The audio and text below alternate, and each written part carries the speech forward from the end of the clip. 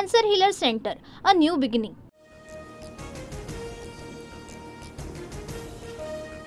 पुणे अत्याचार प्रकरणी शिरूरमधील गुनाड गावामध्ये पोलिसांचा फौजफाटा, 100हून अधिक पोलिसांकडून आरोपी गाडीचा शोध सुरू।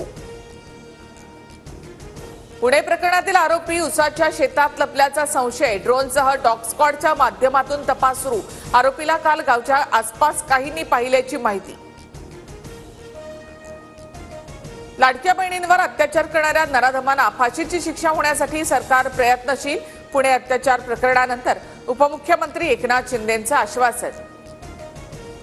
पुणे अत्याचार प्रकरणातील आरोपी दत्तात्रय गाडे फरार घोषित। गाडेची माहिती देणाऱ्याला पोलिसांकडून 1 लाख बक्षीस। डीसीपी स्वार्थना पाटील यांची माहिती। पुणे अत्याचार प्रकरणाचा गृहराज्यमंत्री योगेश कदम यांच्याकडून आढावा। पोलिसांकडे आरोपीचं संभाव्य लोकेशन, लवकरच आरोपीला अटक करण्यात येईल, कदम यांची माहिती। प्रत्येक बस स्थानक आणि आगारांचे तातडीने सुरक्षा लेखापरीक्षण करा। महिला सुरक्षा रक्षकांची संख्या वाढवा। परिवहन मंत्री प्रताप सरनाईक यांचे निर्देश। पुणे अत्याचार प्रकरणानंतर ठाकरेंची शिवसेना आक्रमक, वसंत मोरेंकडून पुणे बस स्थानकाची पाहणी। कालचा फक्त ट्रेलर, पुण्यातील एसटी डेपोची पोलखोल करणार, वसंत मोरेंचा इशारा। पुणे अत्याचार प्रकरणानंतर विरोधक आक्रमक, पुण्याच्या पालकमंत्री आणि पोलीस आयुक्तांना जाब विचारायला हवा, राऊतांची टीका।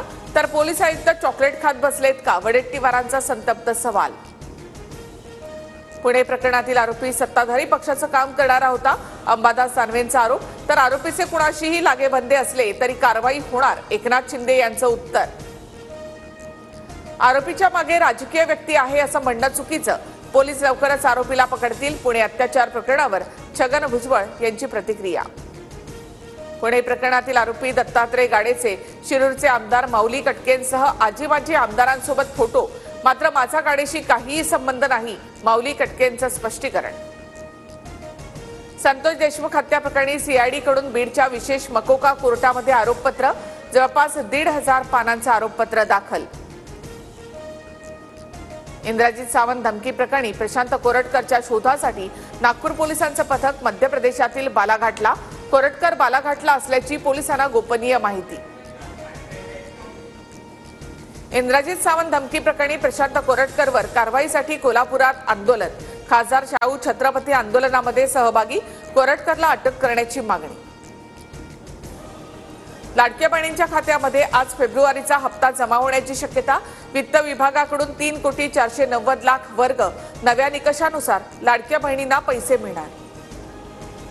मुंबईमध्ये सलग दुसऱ्या दिवशी तापमान 38 अंशांवर, सांताक्रूजमध्ये सर्वाधिक 38.5 अंश सेल्सिअस तापमानाची नोंद।